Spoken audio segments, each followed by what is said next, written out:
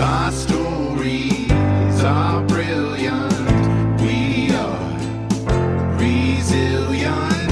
Our stories are brilliant.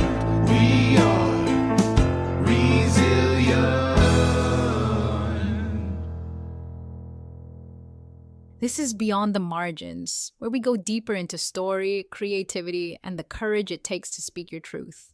Join host Jen Chambers each week for writing inspiration, conversations with creative minds, the yearly 12-week Artist Sway series, or the Write Your Story series, all designed to help you find, shape, and share your voice. Because your story doesn't end on the page, it begins beyond the margins.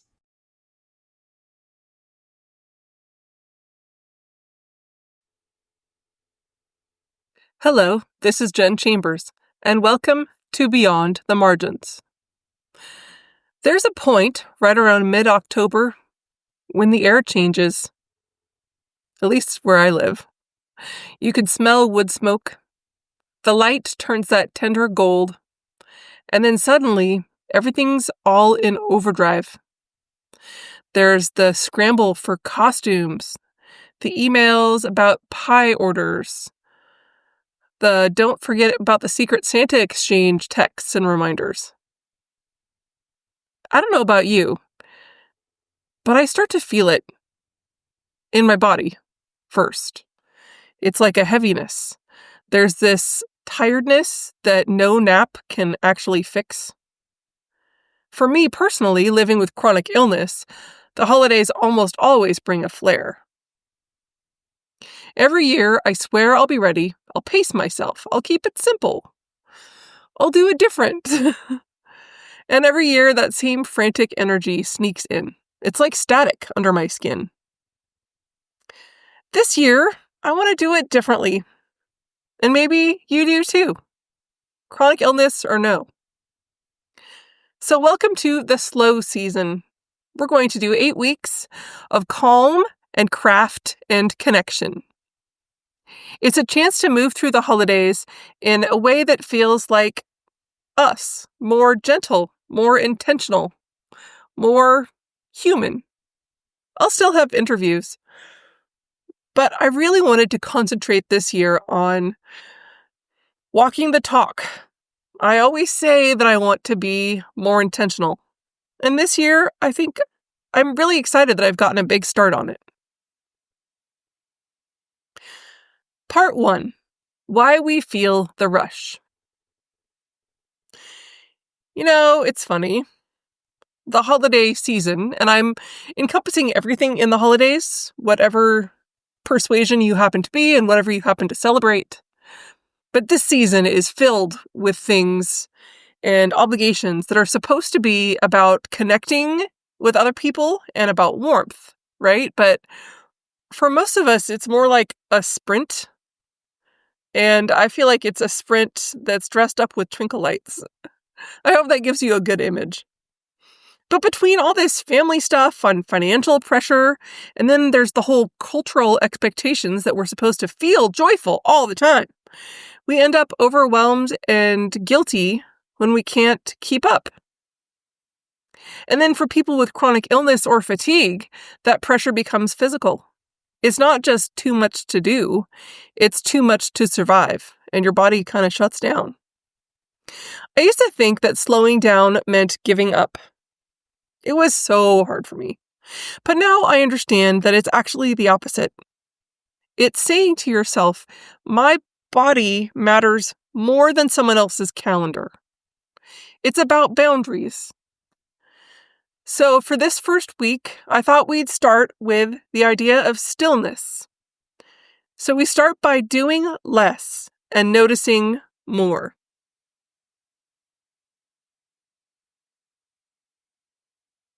Part 2. Here's a story from my holidays.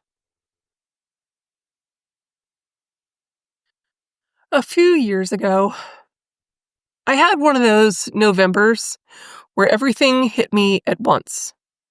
I used to get sick I would be in the hospital pretty much at least once between October and December. Often I was in the hospital on holidays. I'd be writing and parenting and managing the whole invisible weight of being sick, but also trying to make everything magical. I remember there was this one time I was standing in my kitchen. There was half-decorated cookies everywhere. I was getting it ready. I do a lot of cookies, and I put them in the freezer because we have a cookie exchange during our wreath-making day. And I felt very responsible for that. So there I am, the timer's going off, and people are texting me, and it's loud, and suddenly I realized that I hadn't really taken a deep breath all day. I'd barely eaten. The only thing I'd had to drink was probably leftover microwaved coffee. I know that's so gross. But I hadn't taken care of myself. So I shut off the oven and I sat down and I cried into a mixing bowl. It was like a moment of surrender. But it was actually peaceful in a way. Because once you stop running, and I was sitting there feeling the hard chair, and finally my senses came back online. I started to smell the cinnamon that was on the counter. You can hear things better. You can even taste things better. I just kind of felt like I came back. Because I'd had that moment of, for me, it was surrender and stillness. And stillness isn't always silence. It's presence. And so I was able to be present for myself at that time. And, get myself a cup of tea and sit down and put my feet up and maybe make 24 less cookies. I'm starting, I'm better. I started to take notes kind of at that time.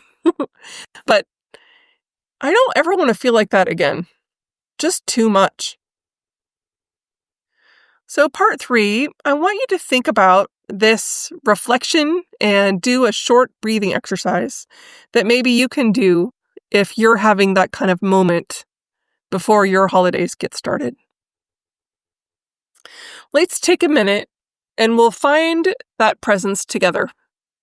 This is something you can do anytime, but if you can, put both your feet on the floor. Loosen your shoulders, roll them around, forwards and backwards. Let your jaw unclench. You can have eyes open or eyes closed, but breathe in just through your nose. Slowly, let's go for a count of 4. So in, 1, 2, 3, 4. Hold just for a moment, and then exhale to the count of 6. Okay, let's do that 2 more times. Inhale, 1, 2, 3, 4. Hold. 2, 3, 4, 5, 6. Exhale. Let's go one more time. Inhale. 1, 2, 3, 4. Hold. Exhale. 2, 3, 4, 5, 6. Now do that on your own. Each time you're exhaling, just a few more times here, I want you to imagine how it would feel to let go of one tiny little expectation you feel is made of you or that you have of yourself in this time of year. Breathe in and feel peace. Breathe out and breathe out all the pressure. Now, ask yourself gently, what if this season didn't have to be perfect? What if it was just peaceful? Keep breathing in and out, nice and slow. And as you get back to a regular breathing pattern, you can think about writing about exhaling all of your expectations and what that would feel like for you if you wanted to write it down in your journal. Or you could think about what helps you feel grounded when everything speeds up outside. It's just really simple, but it's another way to stop time just for a minute. and give yourself the space to think and breathe and recharge yourself. So for part 4, I wanted to talk about simple pleasures and slow gifts. So this week's cozy theme is beginning with stillness. So our gifts are really the simplest kind of gift.